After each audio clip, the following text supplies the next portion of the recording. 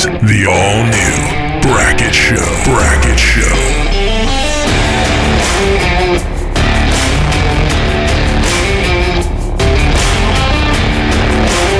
And now, here's Chris Brackett.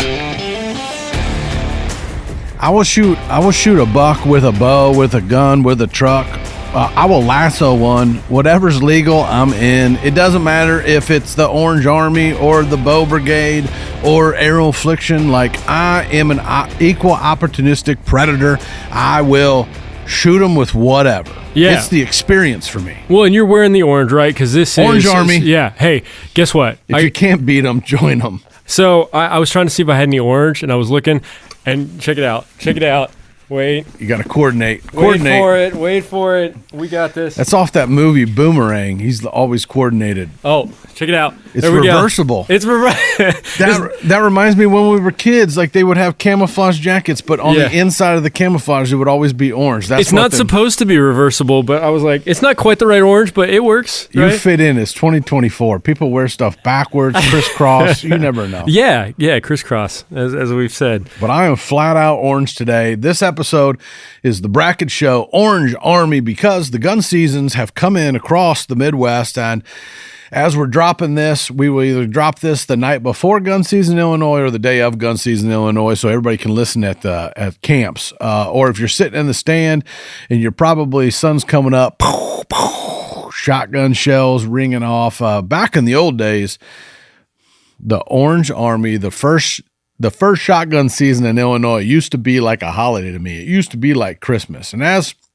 it progresses through the years, I find myself cringing when the gun season or the firearm season comes along, because I feel a lot of times in Illinois as hunters and as there's so many tags that you can get. It becomes a free-for-all, a killing fest, a fill every single tag, a non-responsible hunter kind of situation where it's just shoot them all. I applied for 15 tags, and I'm going to shoot them all, and I'm going to fill my freezer, my neighbor's freezer, and I'm going to let 4 or 5 of them get taken by my other friends. And I think it's a lot of it comes down to validation that guys may need to compensate a little bit, for maybe they had a bad bow season, or that they just want to feel manly and shoot deer or whatever. No, I kind of been through that phase, but I passed that a long time ago, and I gun hunted when gun hunting wasn't really cool. And I don't like the way the state allows so many gun tags, that a person can really rig the system and really dominate and hurt an area of the property, or like an area of the state where one 20-acre, 40-acre parcel could shoot every deer that enters it and really ruin a lot of hard work that a lot of people do. And so it gives a lot of us land managers and whatever a heart attack. It really gives us anxiety and a nervous breakdown as gun season approaches. And a lot of states are already putting up with it. I know my friend Jared gets in a tizzy and gets in a depressive state because he's in Ohio, and every buck that walks to a corn pile for a week or two during gun season in Ohio will die, But I've killed a lot of big bucks with a gun. I'm not against it. That's what we're here to talk about, just strategy. And some people are gun people, and that may be your thing and whatever. And we're here to talk about it and explore it. Yeah, well, and I know like people who have had questions, as I'm reminding those who are listening and watching, if you do have questions, you can call us at the landline, which is 309-761-5263. No, it's not disconnected. Yeah, people keep asking. I'm like, I don't know where that comes from. I don't know either, because we keep getting hundreds every week, hundreds of messages. So I don't know. It's happening. So some people are like, well, it's disconnected. Like, no, it's not. Just call it. Leave a message. Maybe they can't spell land. Maybe that's the problem. I told you that it's 5263. If I had to realize that, pick through and figure out what 5263 was in letters correlated with numbers, I was going to be a bad deal. So I'm glad we got 5263 out of it. 761-5263. Well, speaking of that, do we need a wake-up call? I'll do a wake-up call right off the bat today. Brought to you by Hunting Day Coffee, my favorite coffee. Good coffee. It's just good coffee. Wakey, wakey, wakey. Wake up. Hey, Chris, this is Ted from Pennsylvania. What up, Ted? I wanted to thank you for what you're doing, and also thank you for taking a couple of my questions in your last podcast. Oh, Ted's a repeat client. I have a little bit of a question. It's a little personal, so I hope you don't mind. But I wanted to know, like, were you ever thinking about having kids and, like, passing your legacy on to the kids? Because you have so much knowledge that you can pass on, and I was just wondering if you were thinking about maybe having kids. Sorry if it was so personal, but you said ask anything, and I was just curious. Yeah, man. Thank you, and I appreciate what you do. Have a great day. That just wasn't God's plan for me. Me and my girlfriend got pregnant when I was 18 years old. She was a year younger. And I actually, looking back, what does Phil Robertson say? What's their thing where they're unashamed? Oh, right? Sure. Unashamed. Sure. This is not my home. Like, Jesus Christ, my Lord and Savior of my life. This is not my home. I'm only here for a little bit, trying to make a difference. My number one dream was to be a father.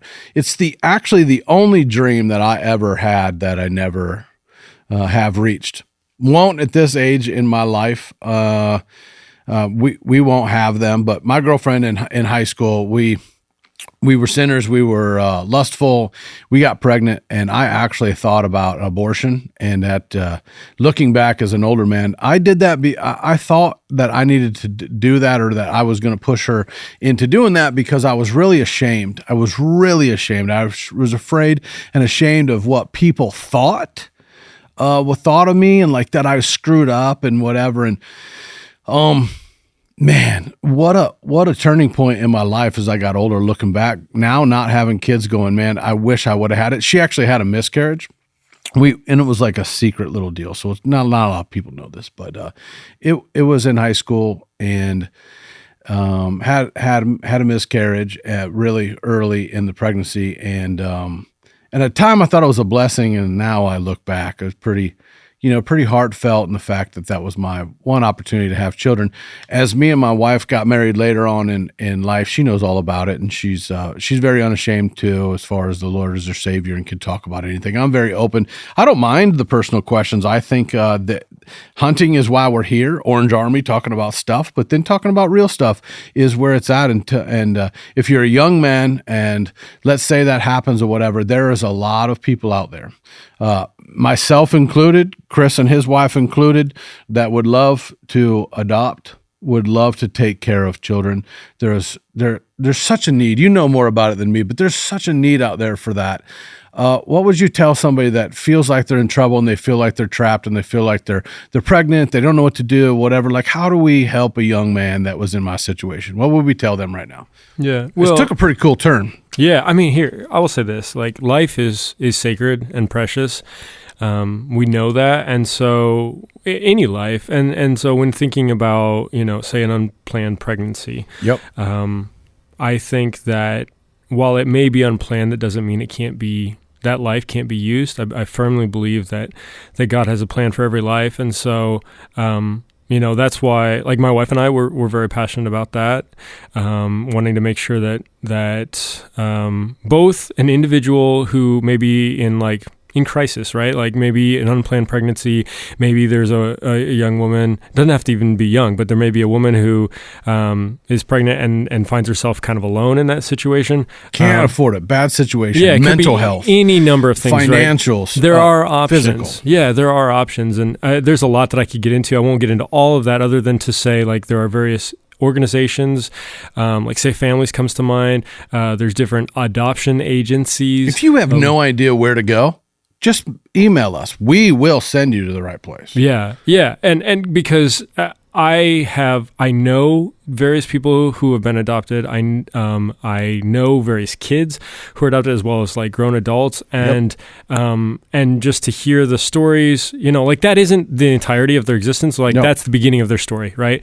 People. I thought my story was over, and I was absolutely scared. I'd never be able to do all the famous stuff and kill all the deer and go on all the adventures or whatever. I look back and go, look at Elon, look at all these other people, look at whatever they all have their kids young. I would tell a man that was young like me to go, listen, get married, but put it to God first. Make sure that woman has those 5 things that you're looking for, and it's sanctioned by, Christ, and forward, and have a bunch of kids. It's great. Have a bunch of kids. It's great. And then your family will be rooting for you to go on adventures to Milk River and elk hunt and come back and then do what this gentleman's talking about passing on your knowledge. Yeah, and for me, so we were a bit older before we had kids, but because one of my fears was I don't want to ever blame a child for not having career success, and so that was something that I thought a lot about. But I will say this: the reward that comes from parenting is profound, and so whether you have your kids when you're younger or you're a little bit older. Either way, that's so much more rewarding than any other thing that you can pursue. And so, I know that you don't have kids, but I also know that you do care. We talk about this all the time. You love to teach in its own weird sort of way. Everyone tuning in are kind of your kids, right? You're sharing that knowledge with them, and we're kind of a family here. So I'm older than I look too. We talk about that. You're younger than you look, and I'm older. I guess I do not look 47 most days. I run around like a little kid. If you watch me walk, I walk like I'm 90. But at the end of the day, my wife and myself have tried to have children after we got married. We just waited too long in life to make it easy. So we've tried we were this close to what are they, in vitro or whatever, the freezing the stuff and the whatever. We were this close to going that route, and just with me being autistic on the spectrum and my wife having her own stuff, we just kind of went we're going to put it to the Lord. We're going to be aunt and uncles, and we're not going to press this too hard. If it happens, it happens. Hey, if it still happens, it still happens. But we just didn't go down that route. My life is an open book, and so I love my nephews. I wish I could take them hunting more. I wish I had other friends' kids that I could mentor and take. I think that's probably in God's plan for me in the future. I would love to do C-130. No, C-130 is a plane. What are they called? The taxable thing where you create a company or a whatever, 501c3. Yeah. Well, here's what I envision. I envision that there is a property holding company that I will have part ownership in that will be 501c3. Yep. And then it will be to teach people land, hunt, kids. I see it. I see it in the future. I see it when I get older. Yeah, there's going to be a place for that. So I don't think I have to be a father to my blood child. I will just be an Uncle Bubby to everybody. Yeah. Yeah. Cool question. Thanks, Ted. Hey, Chris. It's Ryan out of Troy, Missouri. Giving you a call about your Orange Army show. That's this. What is your opinion when it comes down to deer camp? Everyone's got a rifle or a shotgun, and you got some guys that say you got to play the wind, other guys saying it's the rut, doesn't matter where you sit. How do you navigate that at deer camp, and what is the right answer? Do you play the wind? Do you just sit where you sit? Just curious about your thoughts. It's the hit on 16. Goes back to hit on 16, right? If you look at this question and you go back through, let's say the 80s, 90s, 2000s, if I went back and played every gun season that I've ever hunted, I went in it with the mentality of, I'm going to go, this is the way I was taught. This is the way I was taught by people that weren't really great deer hunters. They were just good hunters, good woodsmen. My first deer was killed with a Mossberg 500. I was walking back to the truck on about year 5 or 6 of me hunting.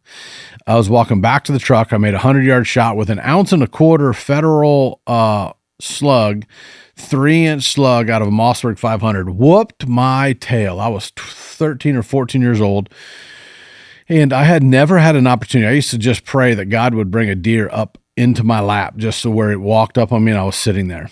So we never played the wind. No idea what that was. killed my first one. It was a buttonhead. I was proud as a peacock of that first deer, and I'll never forget it. Second deer I ever killed was the next year. I was sitting on a white bucket, the proverbial white bucket. This deer walked up, and all I could see was its head and its body, and it was a pretty good shot for a youngster, and I just pulled up that Mossberg, those open sights, and I put one in his chest, and I walked that doe 1.5 miles back. Now thinking about it, why we walked miles in muddy cornfields with, not good hunting attire and clothing that they have now, with like a snow sled to pull the deer out on. The stuff that we did back in the early 80s to hunt was wild compared to now. Box blind in the middle of a food plot and all this spoiled stuff. So it was like it was a different time. And then, I had to drag that deer mile back by myself on this, snow sled in the middle of this muddy field. Like, you worked for the deer that you hunted back in the day. We didn't afford four-wheelers and things like that to get them out. So I say, when it comes to that, you start getting into this nostalgic kind of feeling that deer camp is something that you look forward to, the camaraderie, the tradition. Even found myself at times in the latter parts of my life here in the last decade or two, enjoying going to hunt gun season to kind of even that playing field. I'm a person that, I don't see a lot of big bucks that I don't kill. Like, if I can see a big buck and he's doing what he's doing, I can go in and kill him with a bow. So by the time gun season gets here, I'm normally tagged out. This year, it's a unique year. Yeah, this year I probably will be hunting with a gun, and I probably will take it to the end. I don't really know. I mean, I might kill one in the next couple of days, but if so, my wife's got, gun tags and whatnot. And so deer camp to me back in the day was never like it is for my friends in Wisconsin or in Missouri, where this gentleman's from, or in Michigan. I don't have a camp and never had a camp where a bunch of friends came together. They cooked eggs and bacon. They hung out by the campfire. They stayed up drinking beer all night or whatever, or, put blood on your face I didn't have those traditions growing up. I was always a lone wolf. I knew really early in my days, 15 years old, that I was more calculated and knew more about whitetails than my dad ever had. And he had hunted whitetails for 15 years. And I never had those traditions. So for me, gun season was all about maybe seeing a stranger buck get moved around from a property because somebody didn't play the wind, or because everybody tried to fill a tag early in the morning and shoot a doe by 9:00, and then they would go in at 9:30 or move deer around. So there's a couple ways to look at this. Do you play the wind? Yes. Chris Brackett and my crew and my wife and my team and my clients do not change the way they hunt from October 1 till the end of the season. Gun or bow. Do not change. 100% playing the wind, 100% bulletproof. I keep my farm as pristine as possible. And the reason why is because those deer know that place is a sanctuary. And I do know this. Let's take the Illinois 3-day gun season. I know Missouri is like a week long or 2 weeks long. The more days I leave alone a place that there's no human intrusion at all, the more deer will stack up. The more deer will stack up, the more bucks will stack up, the more will stack up, and those deer go there as a sanctuary and to get away. No doubt in my mind. It is a safe haven, and then I will hunt the outside edges, and my deer normally if I have a big deer on a property, by the last evening, those deer are so stacked on this property that big boy is on my property. And when I have killed really, really, really big deer, it has been on that last evening. People have packed up. They've gone home. They've recovered deer all weekend. They shot one on Sunday morning because they were going to pack up at noon and go home. They've invaded their woods and they pushed all those deer to me or on my lease or my sanctuary type property. And up till that last evening, my butt is sitting till that last evening. One of the bucks I know of was a deer that got pushed around during gun season. and was sitting in a thicket at the back of this really big property, Dora's in Schuyler County. And I shot this deer called Double Beam, big, heavy, 6-7-year-old deer. I killed him on the last day of gun season after hunting the Grigsby with all the boys from Mossy Oak. I went there on Sunday night. I left my farm alone. My big deer popped out in a cornfield 150 yards away. I killed him, and he's one of my largest bucks, a big Boone and Crockett whitetail. And the only reason that deer had loaded up in there was because he got pushed in from all the other hunters. So the answer to your question is play the wind. Don't deviate from the bow plan. You've just extended your range with a gun. Maybe you want to, it doesn't matter. You're like me. It doesn't matter if you kill him with a gun or a bow. You're there for the opportunity. You want to make a nice shot and you want to make a good kill. But I think it's more about that. I think you still just have to go back to where those thickets are. Do you want to hunt on a cornfield? You know, do you want to just sit on a cornfield all day? The main stuff that I can recommend is circle those areas, go over a plan if you want to get really strategic with it, and figure out this guy's going to shoot this deer. When these guys walk in, where those deer are going to get pushed to. And you can really do some calculation with how your neighbors are going to enter, where they like to park, how they like to enter. And then depending on that wind, how you hunt, depending on how they have to walk in, they're going to push a lot of deer off the edges of your property, and you can utilize how you hunt. And don't be afraid to be that guy that goes in at daylight, after daylight, to see kind of what's going on, and then sit in the middle time. Like that's one of the biggest secrets, is sitting in the middle of the day from 9 o'clock till 2 o'clock, because most weekend warriors or Orange Army guys are going in only hunting till 9 o'clock, going to go back and hang out with their kids, cook some breakfast, do whatever. To them, maybe they're not taking it as serious as us. They're just going there for a good time, in and out, in and out, in and out. They're going to push the deer into these thickets, and these deer are going to load up over time. And on an Illinois gun season, those days to me that are opening morning, you can get away with, don't worry about the wind, just hunt. You can get away with that. But if you're a strategic guy, you're looking at that Sunday. By the time these deer stack up, that Sunday is going to be fire. And that's when I've killed some really big Boone and Crockett whitetails. If you were, let's say you were out there, I don't know if this situation would present itself, but if you were out there and there was a deer, maybe one that you had not seen, this giant that comes out, and it comes close enough that you could shoot with a bow, but you got your gun, what would you do in that situation? Would you rather be able to get that deer with your bow, or you're just like, I'm just going to take him out because what I got is my gun? Oh, I just shoot them. Yeah.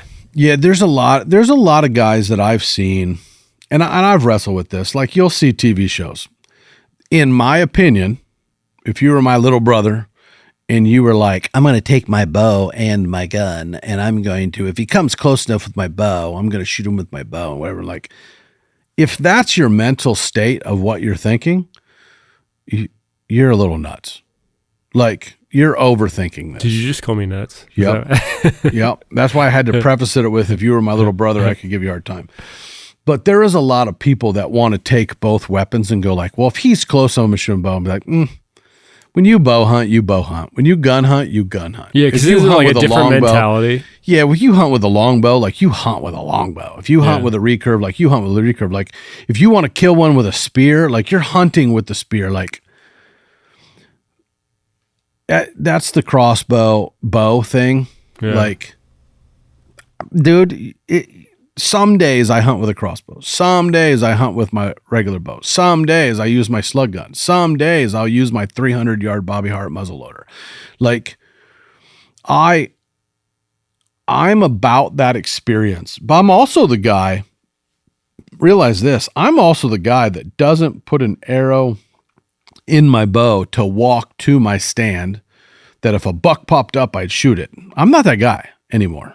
I only have 2 buck tags. I've passed up 100 bucks this year, right? I'm not the guy that would rather shoot a 200-incher that stood up out of its bed like, hey, I'm tired. I'm just standing here. I don't want to shoot a deer just, opportunity presents itself at the biggest buck, a new world record just jumps up, runs it. A guy chases it, with a mail truck, like the Milo Hansen buck, chasing this buck with a mail truck to shoot this deer on a drive or a whatever. Like, I want to go set up, I want to paint the picture, and I want the picture to present itself and then shoot the deer. Just like when I shot Boots. Remember, I was telling you, if he went like 30 or 40 yards out, I probably wasn't going to shoot him. Yeah. But because he made the choice and set the whole scene and the movie that was happening and unfolding in front of me was so awesome, and he was so close that when I shot that big 7.5-year-old, like every time I sit in that stand, I replay that and go, this is awesome. It's the encounter for me. I've been on a lot of hunts where I've slaughtered a lot of deer on drives and whatever. Those were fun. Those definitely didn't mean as much to me as me setting a plan, letting the plan happen, and me killing it. And so there's a lot of places. I think before you go out, if you're listening to this and you're listening to this while you're hunting or whatever, like, you need to formulate a plan. Like, you don't have to fill every tag that you have. You don't have to.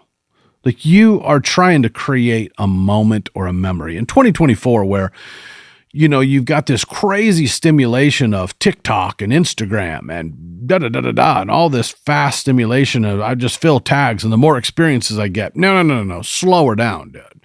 Slow her down. Realize what you're trying to accomplish. You're trying to outsmart a big deer, but you're trying to shoot a big deer that you can look at on your wall and that you can take a picture of and put as your Facebook profile picture, right? Or post on Instagram and get a lot of people to tell you you're cool. Make sure that has substance to you, because just watching the deer go by and going like, I've shot bigger. He can get bigger. Oh, I shot him as a cool buck. He's not CULL, cool buck. Like, I got him out of the herd. He won't matter. Like, you're going to find people giving themselves millions of excuses to shoot a buck, to put a tag on it so that they feel fulfilled. Listen, nobody gets itchier on a trigger finger than this guy, period.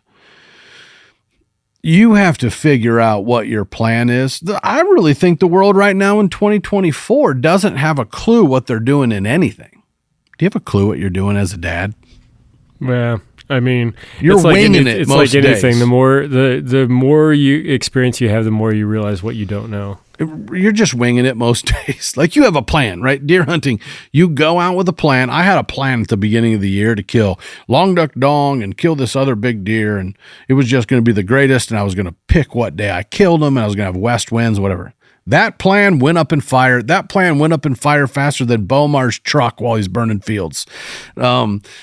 If you've seen that viral on Instagram, you would know that Bomar was burning a field and anyways caught his truck on fire. Hilarious, dude. Anyways, that plan went up in flames, man. And now I'm on plan B, C, D, E, F, G. I have no idea what I'm doing now. I don't know what buck I'm chasing. I don't know what to do with my hands. I'm Ricky Bobby. I don't know what to do. Do you feel like that even as a dad? Like, you have a plan going into the day, and then Christian could just like, why are your pants on your head? They're supposed to be on your body. You're late for school. Like, yeah, I mean, for sure. Like, there's always going to be something. I think that like I said, the more experience you get, the more you realize what you don't know. I think that's part of the wisdom of old age. It's funny, when you're younger, you think I was convinced that I knew more when I was younger. And even with parenting, right? Like first year of parenting, I was like, man, we're crushing this. Like, and we were like giving advice to other people, like, we got this. Yeah, like trying to show like, this is how you should talk to your kids. And like, well, like that's all well and good. But yeah, I mean, once you go through different stages. And I will say there's a huge difference between having more than one kid and just one kid. Like, you may think you're an expert, and then you have a second kid and you realize you don't know anything. So as far as having a plan, we definitely have plans and we try to follow them. But man, like anything in life, like that's changing all the time. It's funny. So I was thinking about this. We got a call. I wasn't able to use it on the show, but I'm certain that this person was out in the woods, maybe in a blind or in a stand, and then decided like needed advice, like while he was out. And I was like, yeah, because he was whispering. And so I couldn't really use it because it was like cutting Chris, it out. what do you do? It was There's a buck 100 yards. Exactly. Do I snort wheeze? That is exactly what was happening. And I was like, what? Like, he's like, okay, I was watching your show. I have a buck. Exactly. I was watching your show, and yeah, the zombie walk is real. There's a buck, he just went by. I just shot him. I'm not sure what to do next. And I'm like, do you really think that we're going to, I'd love for us to be able to answer instantly, but anyway. One day. Yeah, hey, it could come. So the person who called, thank you so much for calling. Love it. Sorry that it's like 6 days later, but Hopefully you found your buck. Hopefully it worked out. It might be the guy that shot one. So shout out to my boy Mike Boley, and then I forget his buddy. I think it's Joel. I don't know. I messed that up. Josh or Joel. I think it's Josh. Maybe Josh. Joel starts with a J. He shot a buck, and he literally listened to what I said and said, like, this buck came in, it was quartering at him a little bit, and all he said he heard was me in the back of his head going, stay away from the shoulder. Yeah. And so he just brought the arrow back, tucked it in the liver, zipped him, got down, snuck out, messages me and was like, I did what you said, whatever. And I'm like, man, dude, go have lunch, hang out. And he's like, I'm going to get the dog. I'm like, don't get the dog. The deer's dead. First bed. He's dead. First bed. He said, for sure, I know it's middle of the ship, middle of the body, and out. And he's like, and I'm like, listen, do not worry. He is dead. And you didn't jump him. You did everything perfect. Leave. So he went, got lunch, whatever, made it through the day, whatever, walks in there, deer's laying there dead. Big giant. Awesome. And he's like, dude, I know me. I would have got down and looked at the arrow and whatever. And I'm like, no, relax, be wise. Like just relax, shoot him in the middle of the liver and get out of there. So you have Mike Tyson says it, right? You got a plan until you get punched in the face. And clearly that fight had a plan. Oh, that's what I was going to say. Oh, there was a plan. There was a plan. All right. Show me the money. Exactly. That was the plan. And they succeeded in tremendous fashion. I couldn't even watch it on Netflix. I had to watch it like anybody else. I was smart enough to go to one of my friends. Shout out to Bam Bam on my Instagram. And the goat apparel and stuff like that. I watched it on his live. He filmed it on his phone.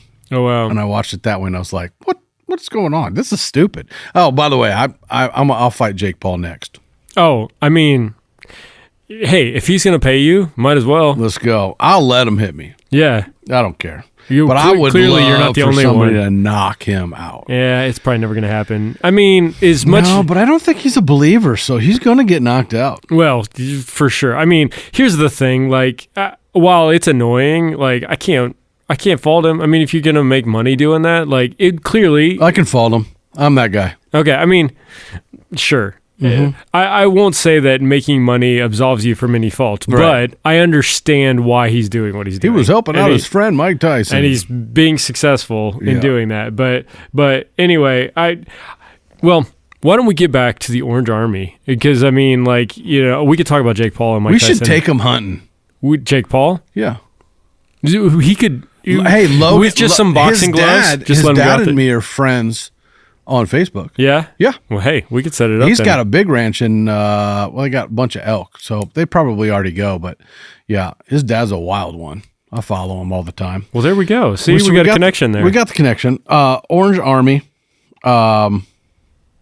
It's going to be a cold front. Yeah. Real quick breakdown. Here's the Orange Army breakdown for Illinois is going to be Friday, Saturday, Sunday. I don't know if anybody knows how Illinois works, but it's Friday, Saturday, Sunday. You ready for the temperatures? You know the last time. Is it going to be 80? It's going to be the opposite of 80. 31-41. Oh, man. 30-41. 29-46. Crazy. These deer have no idea what's about ready to happen to them. They are going to get absolutely murdered in Illinois. Murdered.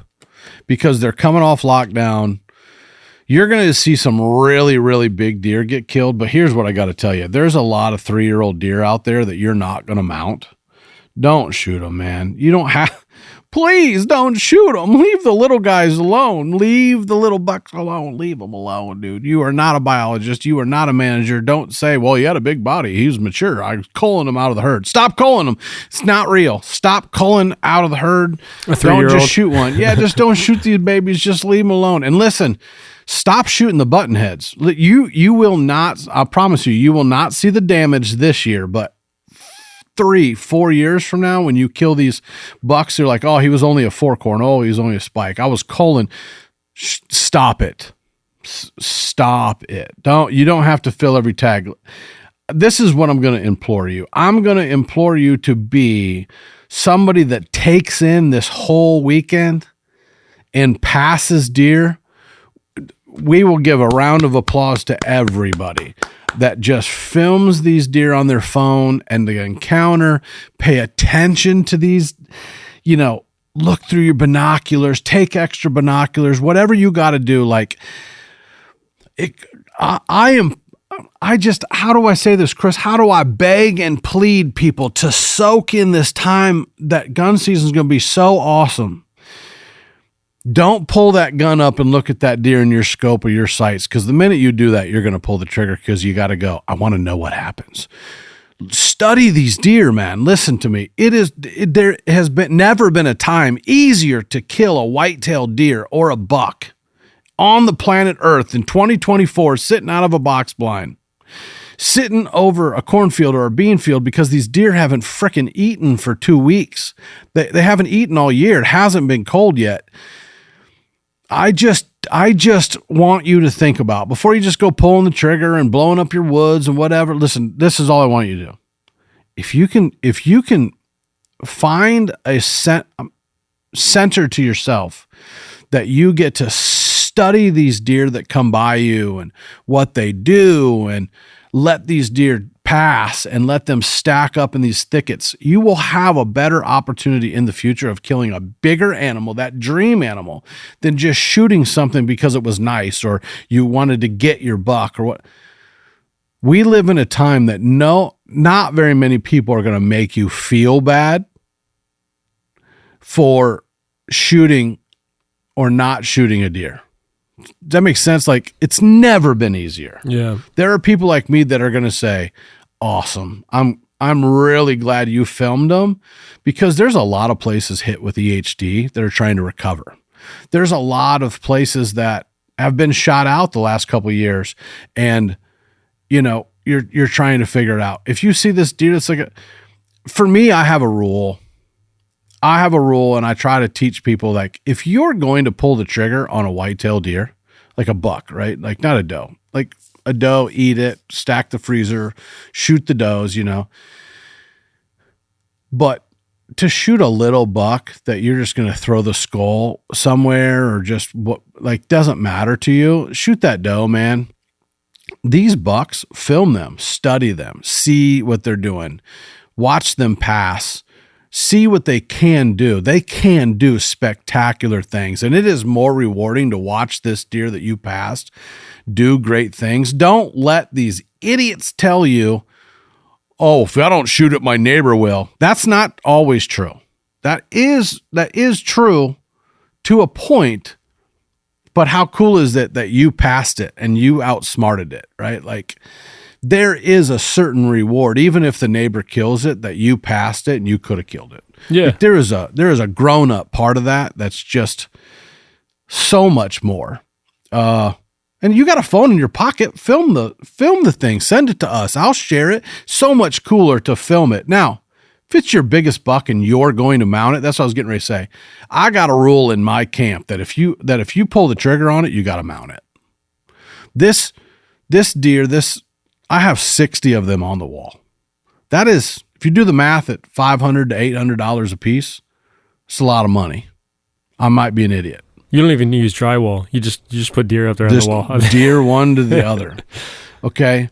This will be the first buck that I had shot that I probably won't mount, because 2 reasons. I want to put it at the Airbnb, and I've been, I don't know if everybody will be happy with a dead deer on the wall. I know they'll be okay with a skull and a rack on the wall, right? Downstairs in the basement at the Airbnb. Sure. But I don't know if everybody likes killing as much as I do, or is okay with that country living. I know they'll be okay with the skull. It looks different. It's bougie now. They sell them, deer skulls and they antlers do now. So, fake ones. So that's one of the reasons that I want to put it at the Airbnb, and I want to put up the deer there. I skinned it out, make sure that I could mount it, but I don't know if I'm going to. So my point is that if you shoot a deer, think about that. It's like $800 to mount a deer anymore.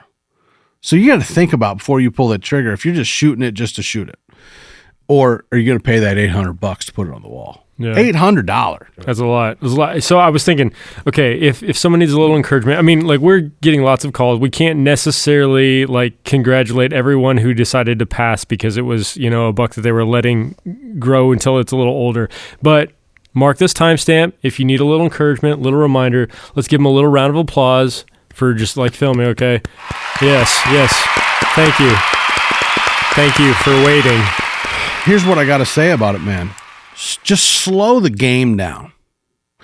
Like, if you're listening to this and you're like, oh, but the buck came in and he might be smaller. And I thought, listen, I have dealt with this every week and every day since the beginning of the season. My friends listening, Logan and everybody like that, they all get jacked up. This is the story I get. I don't know. I blacked out. My neighbor, I don't know. I blacked out. My buddy, I don't know. Luke doesn't care.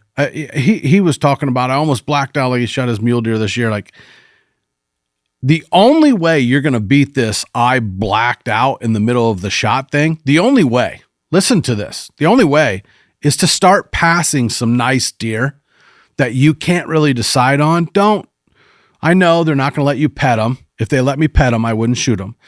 But to have that deer pass and study that animal, like when you're going to shoot and the only way to outdo that is to work through your head while this deer comes by going, I should have shot it. And I know you're going to take this video back. You're going to take it to deer camp and 15 of your buddies are going to go, why didn't you shoot that thing? You should have shot that thing. They're not you. Be an individual. Be a big buck slayer, a big buck that's like a t-shirt grower. right there. They're not you. They're not you, man. They're not you. You are trying to execute on another level. You are trying to shoot a deer a Chris Brackett type deer. I hear that all the time. My friends, I know it wasn't a Chris Brackett deer, right? You can too shoot a Chris Brackett deer. You can, but you have to be willing to pass these deer and study these deer. It's not that you're just letting it walk. You are analyzing it. You are seeing the brown in its eyes. You are looking at the the glands. You are looking at their legs and their feet and how they walk and how they hit the limbs and how they move. Same thing as last time we were talking. Jody passed up that buck and smelled it before she even, would have taken a shot. She got to see that and encounter that. There's so much more than hunting than pulling that dang trigger, man. I just can't. I'm not telling you not to shoot deer. That is not what this show or this pod is about. That is not it. There is more than killing to this thing. And I never thought, and you probably never thought that Mr. Arrowfliction, Fear No Evil, killing, covered in blood, Chris Brackett, killer, assassin, Sergeant Slaughter would be saying there's more than killing to that. But we got to look at what we're facing. What we're facing is epizootic hemorrhagic disease, EHD, epizootic hemorrhagic disease, which is EHD, okay? EHD is decimating the deer population across the nation. CWD, not so much, but CWD has opened up a license for the states of Illinois and all over the place to do a money grab and try to kill all your deer, so all you're doing is shooting 1.5-year-old deer. I don't know if you know it, but the state of Illinois, the whole top third region, either on a neighbor from you or in a park near you, are baiting and feeding deer in the off season and during the season, baiting that you can't do as a hunter, baiting them with giant bait piles, and they are shooting them at night with thermals and with night vision, and they are killing them and slaughtering them, trying to get their numbers to zero so that is the only way to control the CWD disease, that actually the chronic wasting disease that attacks the prions in the brain of the white-tailed deer and then makes it susceptible, the same thing as HIV does to AIDS in humans, but they don't actually die from CWD, okay? And we don't know what the findings are, but we do know it's a money grab in the state of Illinois and other states that are slaughtering these deer. So if you want to be a part of that, shoot them all. Buy as many tags as possible and shoot them all. You're already seeing that you can't buy extra doe permits in counties like Tazewell County, in counties that are in the eastern part of the state. The state is finally realizing that unlimited doe tags are probably a problem. The state is not going to govern you. Your government isn't going to govern you. You have to be smart enough to not fill all these tags and just keep shooting animals. This is really happening. Do some research. This is happening and you don't know about it, but you're just thinking tradition's the same and I'm just going to keep up with my tradition and I'm just going to keep doing this. And even the gun manufacturers and the ammo manufacturers are making guns more accurate to shoot them further away and allowing you to use straight wall rifles, but these aren't killing guns. If they were killing guns, they would let you use high powers that would vaporize the inside of, the white-tailed deer and then kill them faster. But these slugs are not doing that. These slugs are passing through with no blood trail. So the guys that aren't woodsmen, the guys that don't blood trail, the guys that go chase their deer right away and don't let the bullet or the broadhead do the work, they are screwing up. These new bullets, these plastic tipped Hornadays and Accu slugs, Accu tips, they're the worst. None of these slugs actually expand like, all the Winchesters are gone, the platinum tips, the dual tips, the dual bonds, all these slugs. The reason they got rid of all these slugs was they weren't as accurate as the AccuTips, but people want to shoot 200 yards accurate, but not want it to open up. They're not finding the animal. So there's a lot that goes into this. Just don't kill them all. I know we got a lot of questions, but just I tell you to find something, have a talk with your dad, have a talk with your friends, have a talk with your brothers, have a talk on the way out there of what you want to accomplish. Have a game. How many people can pass up how many deer? All because if there's 3 of you, let's say, hunting a property and all of you passed up deer the whole time, by day 3, one of you is going to kill the biggest buck you've ever killed off that property. That is a fact. I sound like Ron Burgundy. That is a fact. Well, what did he say? San Diego. Oh, yeah. Is a big wooden ship. Yeah. Well, see, and you don't use a teleprompter clearly, but if you did, I would totally be feeding that all sorts of things. I'm Ron Burgundy. Just turn it into a question. Speaking of questions, in Spanish this time, Baxter. I don't speak Spanish. All right. Well, here's another question. We'll get into it. This is Steven from West Virginia. My question was, I got some family that's got some farm property in Ohio with small wood blocks. I was wondering if there's anything we could be planning after they get the crops off the ag land, for mid-season, even late season. I don't know if there's anything recommended to put down. Then also, today's the November 17th, and kind of in a funk, not really depressed, but feeling pretty low on, gotta go back to work Monday, and I don't know how to really deal with getting down in the slumps mid-season. I appreciate it. Yeah, we all got beat, man. Realize what we just went through. Like, we're all in this together. I feel like I got robbed. I feel like I got robbed of my October and my November. I waited my entire life to be 47 years old with my own property, with all my own work and all my hard work and all the blood, sweat, and tears and everything I did. I got one deer to hunt and it got killed by the neighbor. I also am in a funk, but I also am very excited that things in my life are going well. I know that having a bad October and November isn't as bad as losing my mom in May. I still miss her every day. I know that I'm blessed to be able to have faith that even heaven will be so much more incredible than anything I can imagine here. I also know that that I understand what you're going through because I too wanted to hunt every day up through pretty much Thanksgiving, right? Or Illinois gun season, Illinois gun season.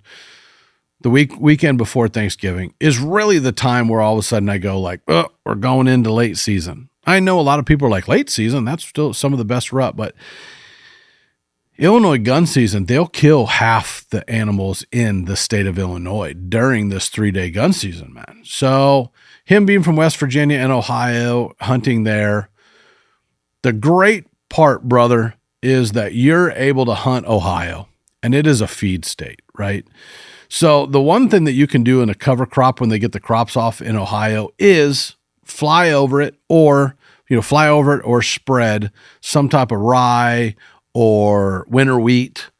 You don't have any time that you can do a cover crop with brassicas or turnips or stuff because, by the time they get your crops off, you don't have that luxury. What I can tell you is while you go back to work this week, work some overtime, okay, and do one of the greatest plans of all time. And the greatest plan of all time, when you have ag fields around home farms that you can control, normally the farmer or have, a better relationship with the farmer because your family owns the land. For every 60 acres that you have, I want you to leave 3 acres of some type of standing crop, corn or beans, okay? So I want you to go back to work with this plan. Let's start planning for next year, and let's start planning in case we're ever in this situation again. You don't have the resources that I have, which is I own my own farm and I plant my own beans and my own corn and my own stuff, okay? So let's start thinking about this. Start now putting a little bit of money back and then talk to that farmer and leave 3 acres of standing beans on the downwind on the east side of that block of timber to feed those deer. And that is going to make your hunting great again, essentially. That's a big deal. So let's start planning now. You can still feed and supplemental feed in Ohio, start feeding and start supplemental feeding and be able to still get an opportunity late season. Your season in Ohio goes later than anywhere else. I'm thinking February, late into February. Killed deer late there. End of January, late into February, you still have plenty of time of cold weather that you can start graining and feeding these deer on the outskirts, leaving your timber alone, and feed them on every single block that you have and start taking an itinerary. Try to keep some of these deer alive. My friend Jared from Hunter podcast, he has Ohio property. He calls it defensive baiting. He will go in a piece of timber to try to keep deer alive so the neighbors or the deer don't travel, and he will defensive bait with like 20,000 pounds of corn over the next 2 or 3 weeks where he's trying to feed those deer so they don't leave on that property. So those are some tips for you. You're in a place where you can have a big giant pile of corn and have it out, spread it all over a field, whatever. So you don't necessarily need the cover crops as much. You can do stuff in the future to soften up the edges with switchgrass, do some hinge cutting, start planting some of that. But yeah, I think you go to work. You come up with a plan that knows that the game isn't over till the fat lady sings, and you're happen to be in a state that you can find a food source as they come off of this lockdown and this rut, and they're going to key in on a food source. And also those boys and girls listening from Ohio, wherever, your multiflora rose stuff, your green briars, that's always going to be a great browse stuff for before it gets real late in the winter, kind of as we go into the end of this November. And also realize, pay attention to the Russian olive and the autumn olive leaves. They're turning yellow right now because they've gone through a long growing season. As we get one more frost and as we get some of this rain, the magic that I can tell you that if you have this Russian olive or this autumn olive, green little invasive leaves and trees that these deer live in, that's what they live off of. When the aliens take them during the rut and before the rut, and these deer don't come out to food plots and they don't come out to fields and you think all the deer are gone, they literally live in these Russian olive and these autumn olive trees. And they eat leaves all day long, and they eat little nibs of little green stuff, and they eat leaves on the ground. That's all they survive on until it gets real cold. The minute, Chris, I'm telling you, we can watch the minute that these green leaves on these trees fall, instantly these deer turn to food plots and it becomes an entirely different game. And you better have your blinds and your stands set up on your food plots because they become fire. Normally happens. You'll watch it happen. You'll watch the does all start to gang up in gangs. They've already been breaded. They've always been already been breaded for nice, tasty Yeah, morsels. they're ready to be fried. They're ready to be fried up. They've been bred. All the does kind of congregate again on the clover plots and on the fields. You'll see them. They've already been bred. They're already pregnant. All their fawns will come into season January and February. Now the little fawn does will come in. The button bucks, they're kicked off. They're not allowed back in the group because they're bucks. They've traveled on. Don't shoot deer does that you think are by themselves, boys and girls. If you're listening, Orange Army, don't just shoot a single deer walking through the timber. It is an 85% odds that is a future booner buck. It is a buttonhead. If you see a deer by itself, grab your binoculars. Don't grab your gun. Look at his face. Look at his head. Study him. He is a buttonhead. Do not shoot him. He is a buck. Wait for a doe. Do not shoot these buttonheads. The number one most incredible tool for slaughtering the whitetail buck herd is shotguns, rifles, and buttonheads walking around the timber. Number one thing. You will notice in camp, you tell all your friends, these older guys, they don't pay attention to this stuff that we're talking about. Put a fine of $500 for every buttonhead on your farm. Watch what happens. Your whole thing will change. If you own the farm and you're invited your neighbors and you're whatever, and you do drives or whatever, put a bounty of $200 every time that somebody kills a buttonhead. Your farm will change. Don't do it. It's okay to shoot does. They can kind of replenish themselves. But bucks are a non-renewable resource. Like once you shoot a bunch of buttonheads off one farm 1 year, man, your dynamics of your whole thing changes. So the number one thing that I'm telling you is grab your binoculars first, check that deer, look for bumps, look for body structure of these deer. Do not shoot single does, quote, antlerless deer walking around the woods. 80% chance that it's a buttonhead. Don't do it, right? So go back to that. 80% chance of that. Buttonheads first. Don't shoot them. Don't screw up. Don't shoot them. Put a bounty. Any of your friends come and say, you better study those deer before you shoot them. Do not shoot those buttonheads. Put a fine on them on your property. Yeah, that's a really big deal. But we were talking about all these does getting back on these food sources.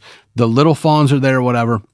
And then you're going to find these little bucks sniffing around this situation. But the best is yet to come for us food plotters that have all the food. You're going to watch these does piling in, and then you're going to watch, the bucks are not going to be far. They're still going to come check these herds of does out on these food plots. You're going to start watching the bigger bucks come back, a lot of times at night, but a lot of times they're going to come check these scrapes again. So you're going to watch some bigger deer show up that you haven't seen yet because they went straight from summer patterns, hot weather, not showing myself, straight into these deer breeding parties and locked down, and you haven't seen them yet. And all of a sudden, boop, they're showing up. That is what Uncle Bubby is wishing for. I hope all my giants show up from years past, that I've done all my due diligence and I didn't shoot all my buttonheads, and all my big deer that I let walk over the years are still in hiding, and they're going to show up.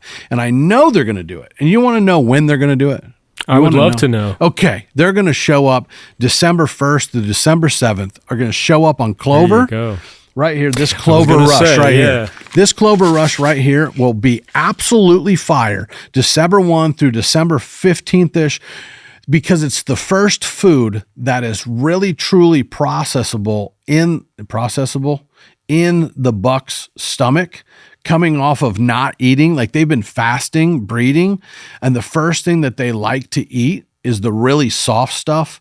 And once the leaves fall from the invasive trees, like we were talking, the first green is going to be this white gold clover rush with these big, beautiful clover leaves. And white gold has been a partner of ours for probably 5 or 6 years. They have kept me alive. They have taken care of me, and they have let me experiment with these big, beautiful blends of clover and radishes and gold fever, and even have my own switchgrass out. Like, it's a big deal. So check out White Gold at White Gold Deer Feed. And yeah, man, that's what these bucks are going to be doing. They're headed back in that first week of December to clover and greens, and that's when you're going to have your opportunities. So my friend in West Virginia, if you have some type of clover, some type of greens, don't freak out. Work your butt off. Spend time with your family through Thanksgiving, but look for that first week of December where they're going to come back to greens and they're going to come back to clover, and there's going to be some really, really, really giant bucks kind of coming back together as bachelor groups, hitting scrapes and eating white gold clover rush. Hey, Chris, it's Andrew from Central Indiana. This question's regarding gun season and the pressure it brings. So being from Indiana, we have a rather long gun season, and it falls in a really good portion of the rut. And Chris, I want to get your thoughts on how you handle hunting your property with so much neighboring pressure, deer getting ran around, and being from Indiana. I mean, it's like a national holiday, and there's a deer hunter in almost every chunk of timber you look around. So what I like to do is hunt opening morning, and then I'll sit out the rest of the weekend and maybe even take some lengthy time off to let these deer settle down. That way they're not seeing so much pressure from my property. And if I do decide to hunt, I don't crash in on my best spots. I'll sit back, I'll hunt the edges. Chris, I want to see how you handle that and all the pressure that gun season brings. Thanks, guys. Man, he's 100% correct. He said it right off the bat. You got to go in opening morning, but you want to make sure you're not pushing a deer out. You also want to look at these escape routes. So the only thing that I can add to what he's doing is I try to not, if I can hunt, I'm trying to not take the pressure off the farm, because to a point. And what I mean by that is I want to show the deer pressure, but I want to show the deer pressure in the escape routes. Like every property has an escape route. How do these deer leave? Like my 100 acres, they leave, they go across the street and they go north, and they got to make it back through a gauntlet, right? So I'm going to sit on those escape routes. If my big deer is going to leave my property and I know he's been living on it, or the odds are he got pushed to it, I'm not going to take the pressure off enough to where he can get out of my property and go get shot. I'm still hunting, but I'm hunting more as a defense. Like, hey, big boy, if you're going to be leaving, I'm taking you home to my house, right? Like I'm hunting his escape areas. And what I mean by that is I may have 100 acres, but I'm going to hunt on my corner to my north. I'm going to hunt on, I may, if I think that the wind is going to allow it, and I think that I can put the pressure on the deer and go set up on a fence line, I'm going to go set up on that north fence line, and I'm going to invade in the morning. I'm going to go sit on a bucket in that CRP field or whatever I got to do. And I'm going to just have a presence there to, number one, keep my neighbors honest, so they're not crowding my line, and I'm going to put my back up against that property, and I'm going to sit there all day, and I'm going to go ahead and put the odds in my favor and utilize. If people are hunting, I'm going to utilize, like, I'm not going to crash, just like he said, in the middle. But in Indiana, if you're upstate, you're hunting blocks of timber, you're hunting driving pressure. What I mean by driving is actually driving deer through the woodlot to push them. So I'm going to take advantage of that. I might kill the biggest buck of my life hunting on a fence row, but I think you have to take a mentality of hunt, go sit up, go take a couple hay bales and set up way up out in a cornfield, just so you can have a presence on that cornfield. The last thing that you want to happen is somebody to ride a side by side down the edge of your timber because you're not sitting there. If your truck's parked there and your orange is out in the middle of that field, somebody's not going to ride the edge of your timber that you don't, that just because, oops, I'm a farmer, I just took a ride down. People have bad motives. They just want to see and move the deer around. And you see it a lot. I just want to move the deer around. I just want to see what was down here. All they got to do is do it once and your trophy buck could leave. So I have a presence. If you can get you and your buddies that aren't going to shoot or whatever, and just have a presence in those cornfields sitting by your truck. Like, you can't hunt out of your truck, but you can drive your truck out in the middle of that field and set up a car, like a little baseball chair, or whatever, a little foldable chair, sit right next to it, sit by the tailgate, use the truck kind of as a cover, or you got a tractor or whatever. Me, I'm just trying to deter people from being too close to my stuff, right? I'm trying to fill a space. What is that when we do like for the Super Bowl block, thing? People are going to buy the spaces, right? I'm just trying to put my X on my space to cover that space, to just deter people from doing stupid stuff or from running my deer around as much as I can. Even if I can get a buddy to fill in and go, hey, shoot a coyote if it comes by. I promise you I'll help you with a food plot next year or whatever. Like, get somebody to sit on your field just to have a presence there, man. There's some retired guys at the coffee shop that probably don't care. Just have them have a presence on those corners. That's a big deal, dude. Keep people honest. Yeah. So we've had a lot of calls, and we'll get to just a few more. A reminder, if you want to call, you can call the landline, which is 309-761-LAND, which is also 5263, 309-761-5263, and also go to thebrackettshow.com. I know there's been a lot of success, like last week and everything with the zombie walk, but there are still some people that haven't been able to get that buck that they've been hunting, or maybe the one that they were hunting. They've been chasing one deer and just... Yeah. So they're down in the dumps. Yeah. So this person has a question. Only has a few more days he's going to be able to get out and hunt. What would you do? Hey, Chris, this is Kyle. I'm still trying to tag one more buck out here in Western Illinois.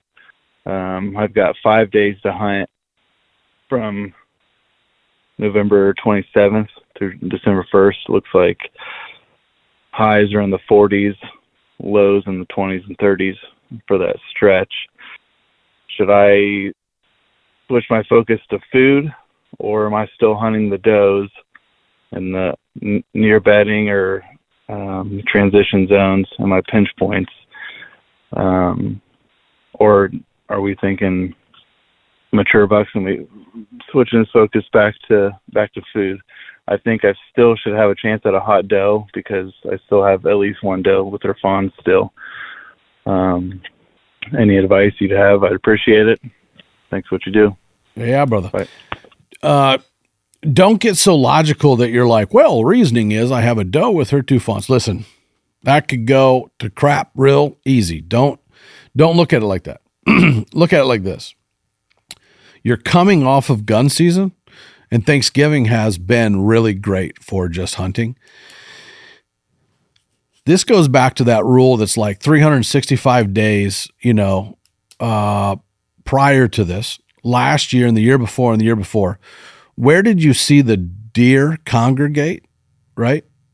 If I only had 5 days left the last week of November and into December, I am going to have a morning spot that I can get into that's downwind of a thicket, right?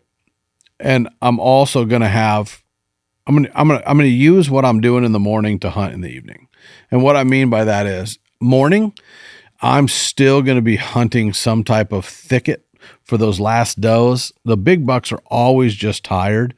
Normally about the last week after Thanksgiving, or that week of this year, it's the week of Thanksgiving. So a lot of times you find those bucks in really weird places.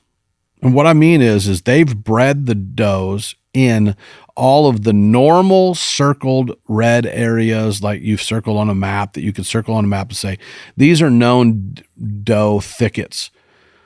Pay attention to that last thing that I just talked about the leaves falling and those not the multiple rows, but the Russian olives and the autumn olives. You're in Illinois, so I know you know what you're talking about. As soon as those leaves are down, they're going to be on food. Makes it a lot harder to get into hunt mornings. I want you to hunt mornings, and I want you to concentrate on those thickets, and I want you to also pay attention to what you're learning. You're going to have to remember that when it's 32 degrees and there's frost in the mornings, those deer are not moving at first light like they are in early November. In late November, those bucks are bedded down off the edge of fields sometimes through the first hour or two while it's the coldest of the coldest morning. Now we're trying to look at weather.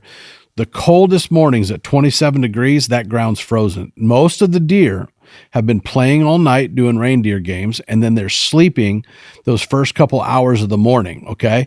So I want you to be able to slip in, get up in your stand and get into these thickets and get still into these pinch point cruising areas. I think you're going to get lucky in the timber in those big ridges in the morning and those thickets, but you're not going to get lucky till that 8:30, 9 o'clock, 10 o'clock, 11 o'clock in the morning stuff. So you got to go order some electric socks from the warmingstore.com, stay in there late in the mornings, get out, get you something to eat, and then don't go back into the woods in the evening. Go get on the edge of a field. They're going to feed. They're going to come back and hit some of these scrapes. They're going to feed. They have to replenish. And I would do both. So I would have this, I would ride the hole for those 5 days as long as I had the consistent winds. And then I would keep hunting a food source every evening. And just stick to the plan. You cannot see every deer by hunting it one morning because it's not early November. So ride that hole for those 3 or 4 days. Don't trust your cameras just to make sure the cameras are telling you the deer that you're hunting is alive, and just sit it out Stay in these thickets, stay in this browse, pray that the leaves come off these invasive plants, and you're going to have some success. All right. I know you've mentioned some of your properties, but here's a quick question about purchasing land. Okay. Hey, Chris, Drew here. Longtime Pennsylvania resident, live in Massachusetts now, southeast Massachusetts. Question on purchasing land. Looking to buy some land for, setting up some food plots and building a little deer haven. What would you say is the minimum amount of land you would buy to do that or to start out with?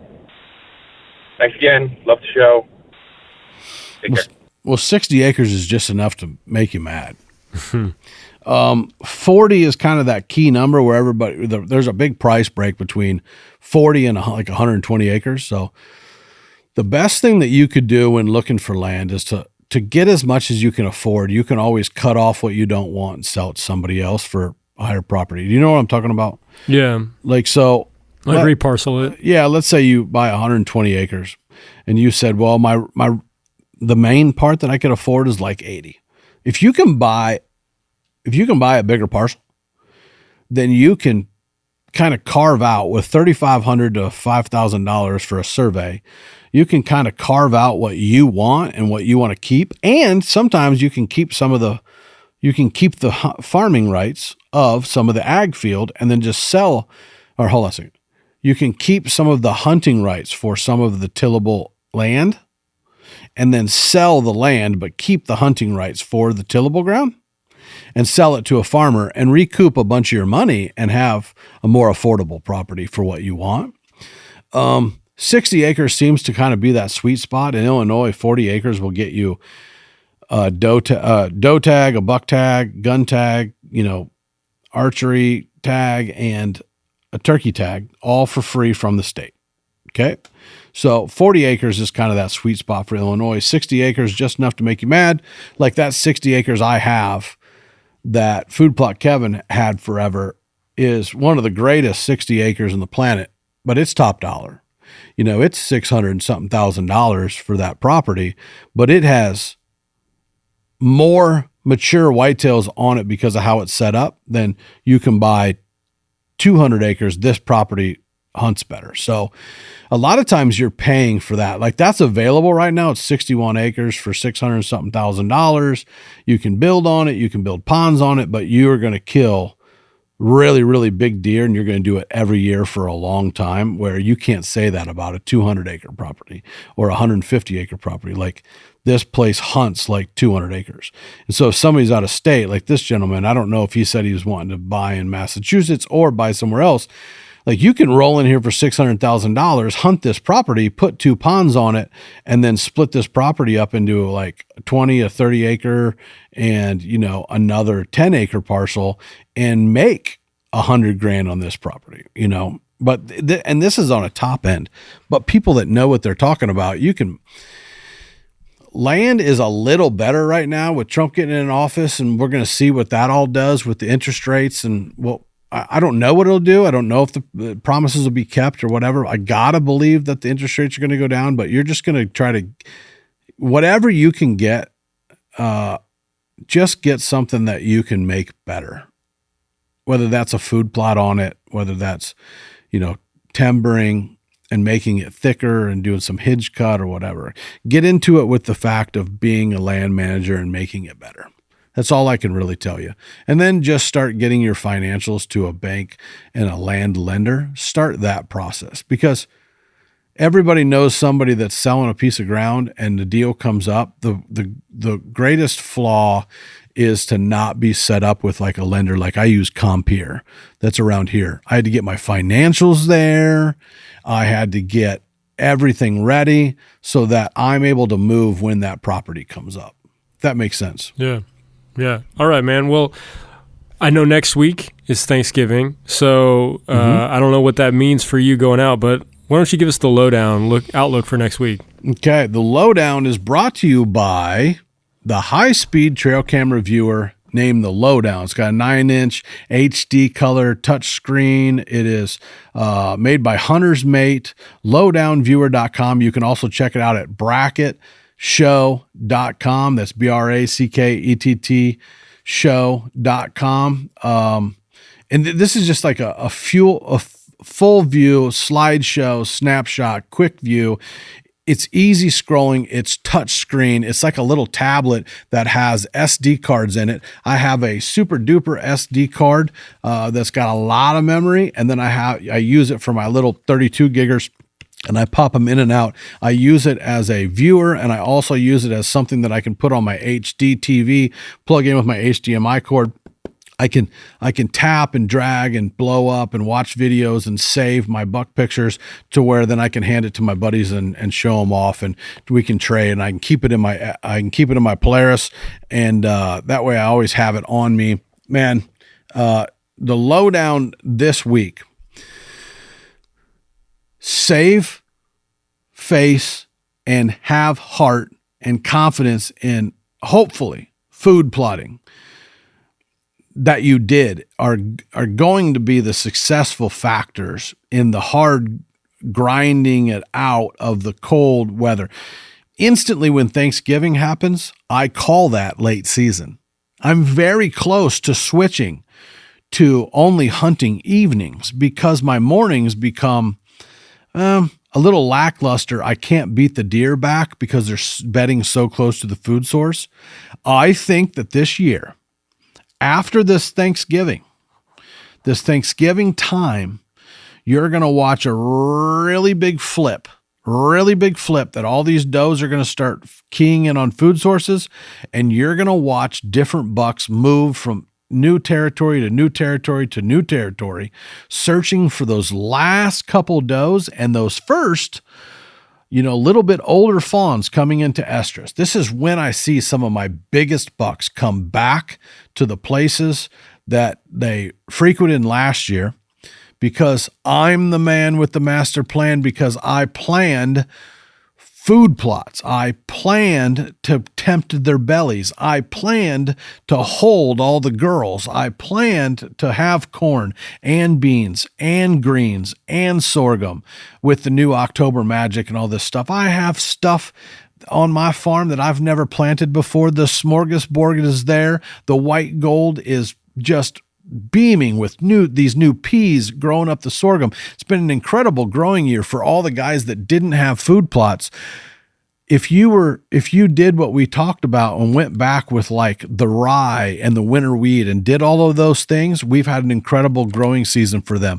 If they germinated, they're going to continue to grow. and you're going to have enough food to get these deer killed, because there's not a lot of people that have food plots. So if you're wanting to learn more about food plots, follow us on our Instagram and our Facebook at Chris Brackett Land Life, and go to the YouTube and make sure you subscribe. Our goal is to hit 10,000 people. Yeah, We're at 9,000 now. We just need you to subscribe. We'll keep doing more videos and stuff, but I really think keying in early on going in at 1:30, 2 o'clock on these food sources and these food plots, it's going to be awesome. Also pay attention, especially in the Midwest, of which fields are tilled under. These farmers have had extra time to go out and recreational till the ground under and put anhydrous. Those deer don't want to feed there. These deer may feed out a half mile, a mile at night to get out into the open to go to a cornfield that's not been picked over. I watch it every year. My corn gets picked on the farms that I don't have food plots on. I watch the deer come from the thickets in the CRP. They'll, for the first week or two of their switching over Thanksgiving food plot, feed eating, dozer bred, bucks are cruising out. I watch them come out. They feed in the first couple 100 yards. And every day after that, I watch them go further and further and further out, which means the bucks bed closer to the food, but the more plentiful food is out further. So when those bucks start getting hungry, they're the first on the food plot, and they're the first out to the field, and they'll actually come back to bed sometimes before dark. So you're going to watch that happen earlier this year than it's ever happened before in America. And that is the lowdown. And that is episode 17 of The Brackett Show. And we appreciate y'all. We appreciate all the phone calls. I know we didn't get to a lot of them. I've been on a roll. I got a lot to say. I'm fired up. I am going to go hunt gun season. I'm going to figure out how to get one of my nephews has got a tag. And I may make it a point to be out in the field every single day. I've got a few properties I haven't even been to, and I'm just going to go sit old fashioned on the ground on a chair in my orange and my Bobby Hart special muzzleloader and reach out and touch somebody. Might do a little doe management, and may try to find a big stranger buck. I'm on the lurk and the prowl for a big buck. It could happen. I got kind of a sneaky suspicion that this big boy that I have had a couple glimpses. We don't have a name for him yet.